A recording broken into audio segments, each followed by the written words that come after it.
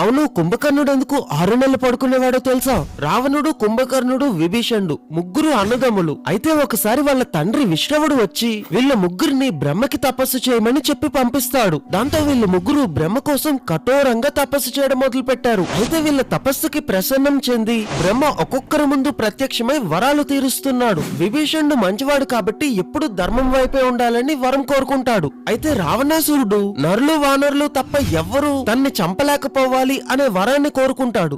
రావణాసురుడి వరాన్ని విన్న దేవతలు ఇంకా కుంభకర్ణుడేం కోరుకుంటాడో అని భయపడి ఇంద్రుడితో పాటు అందరి దేవతలు సరస్వతీదేవి దగ్గరికి వెళ్లి ప్రాధేయపడతారు. అప్పుడు సరస్వతీదేవి కుంభకర్ణుడు నాలిక మీద కూర్చొని కుంభకర్ణుడు కోరుకోవాలనుకునే వరం ఇంద్రస్థానాన్ని నిద్రస్థానం కింద మార్చి పలికిస్తుంది. అందువల్ల నిద్రస్థానం అని కోరుకొని 6 నెలల పాటు పడుకునే వరాన్ని తీసుకుంటాడు. కుంభకర్ణుడి మాట మార్చినందుకు అందరూ చెప్పండి జై సరస్వతి దేవికి.